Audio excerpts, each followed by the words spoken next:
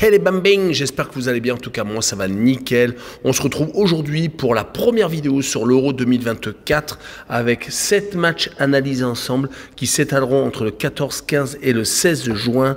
Les matchs suivants seront analysés dans cette vidéo qui sont l'Allemagne contre l'Écosse, la Hongrie contre la Suisse, l'Espagne contre la Croatie, le premier gros choc de cet Euro, l'Italie contre l'Albanie, la Pologne contre les Pays-Bas, la Slovénie contre le Danemark et enfin la Serbie contre l'Angleterre. Match très intéressant à suivre. N'hésitez pas à venir nous rejoindre sur le site VIP, les réseaux sociaux. Tout est à l'écran et en description. N'hésitez surtout pas à mettre vos pronostics, vos critiques positives ou négatives. Également votre petit pouce qui va bien pour faire monter la vidéo le plus haut possible. Et surtout, n'hésitez pas à nous rejoindre. La communauté est en train de tutoyer les 17 700. Merci encore.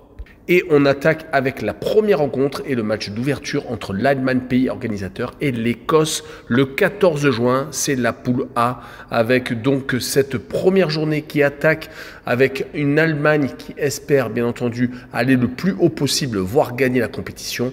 On n'a pas eu l'habitude ces derniers temps à avoir de très bons résultats pour les anciens quadruples champions du monde.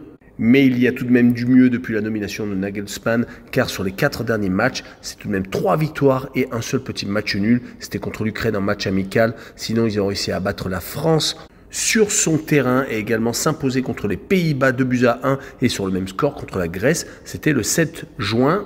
Ils ont eu une grosse traversée du désert entre mars et septembre 2023, car ils se sont inclinés contre la Belgique, contre la Colombie à la maison et contre le Japon. On n'oubliera pas la défaite contre la Pologne. Mais ils ont réussi à se reconcentrer sur l'essentiel, c'est-à-dire faire un très bel Euro et si possible le remporter. Leur adversaire du soir est l'Écosse, qui n'est pas beaucoup mieux, qui sur les 4 derniers matchs amicaux a gagné qu'une seule fois, c'était à Gibraltar 2-0. Sinon, ils se sont inclinés contre les Pays-Bas et l'Irlande du Nord, ce qui était quand même beaucoup plus compliqué. Et ils viennent de faire 2 buts partout contre la Finlande. On rappellera que lors des éliminatoires, l'Écosse n'a perdu qu'une seule fois, c'était contre l'Espagne. Et ils ont fini à la seconde place d'un groupe qui était composé de la Norvège, de la Géorgie et de Chypre. On notera qu'ils se sont tout de même imposés 2-0 contre le premier du groupe en tout début de qualification. Et on finit avec un bilan de 5 victoires, 2 nuls et une seule défaite. Sur cette rencontre, je verrai l'Allemagne s'imposer, mais seulement 2-1, et je verrai les deux équipes marquer avec une cote très intéressante à 2,20. Et on enchaîne avec la première rencontre du 15 juin, la Hongrie contre la Suisse. Les Hongrois vont peut-être faire partie des équipes à battre, car ils n'ont quasiment pas perdu lors des 2 dernières années. Ils n'ont perdu qu'une seule fois lors des 16 derniers matchs, toutes compétitions confondues. Même si lors de cette période, ils n'ont pas rencontré des grosses nations de football. Mais on rappelle qu'ils avaient fait une campagne de Ligue des Nations assez intéressante avec des victoires en Angleterre, en Allemagne. Par contre, une défaite contre l'Italie. Leur adversaire du soir est la Suisse, qui lors des 4 matchs amicaux n'a pas perdu, réussissant à s'imposer contre l'Irlande et contre l'Estonie sans prendre de but, et de faire 2 matchs nuls contre le Danemark et l'Autriche. On notera que sur les 14 derniers matchs, toutes compétitions confondues, ils n'ont perdu qu'à une seule reprise. C'était en Roumanie, lors de la dernière journée des éliminatoires, où ils étaient déjà qualifiés. Ils avaient d'ailleurs fini second du groupe, devant Israël, la Biélorussie, le Kosovo et Andorre. Seule la Roumanie était devant eux.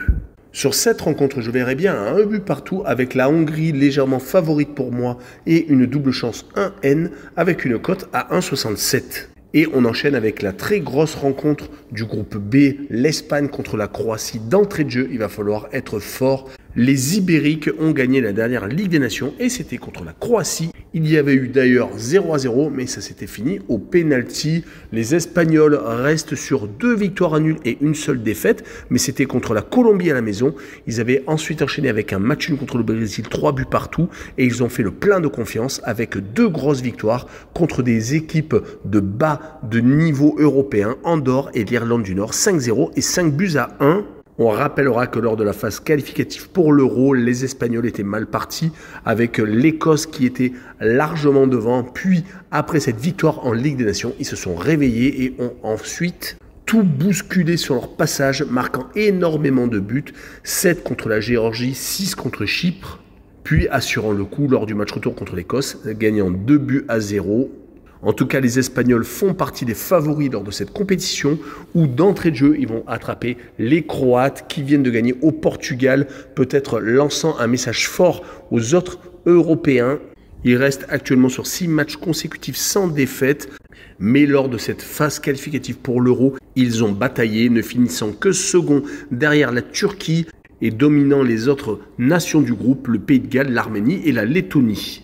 Ce sera le dernier Euro de Modric, leur star qui avait réussi à avoir le Ballon d'Or il y a quelques années. Ils vont espérer faire un résultat contre les Ibériques et je verrai un 0-0 comme lors de la Ligue des Nations avec le moins de 2,5 buts sur le match et une cote à 1,72. Et on poursuit avec cette deuxième rencontre du groupe de la mort, l'Italie contre l'Albanie. Les Italiens sont tenants du titre. Entre deux Coupes du Monde loupées, ils ont réussi à remporter un titre continental. Les Italiens avaient réussi à faire le dos rond lors d'un Euro remporté en ayant battu et éliminé des grosses nations du football. Leur parcours n'avait pas été si facile que ça. En tout cas, les Italiens sont actuellement sur des matchs sans défaite, ce qui est très important pour aborder ce type de compétition. Une seule défaite sur les 10 derniers matchs, toutes compétitions confondues, et donc 6 matchs sans revers avec 4 victoires et 2 matchs nuls.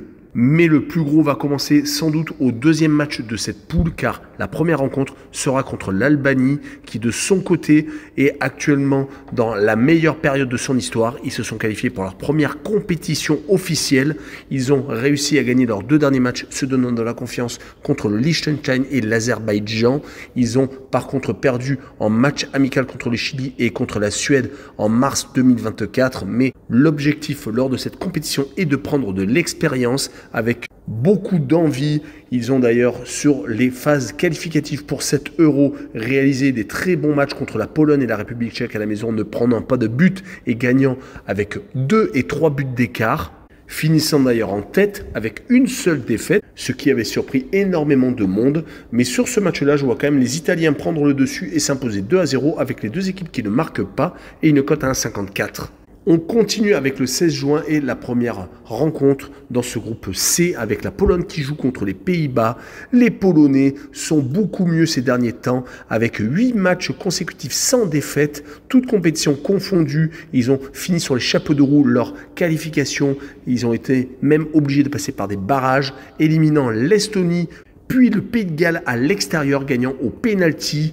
Ils ont ensuite enchaîné avec 2 matchs amicaux remportés contre l'Ukraine et la Turquie, même s'ils ont eu une hécatombe au niveau des attaquants, perdant Milik, se faisant également des frayeurs avec 2 autres attaquants, dont Lewandowski qui est sorti blessé.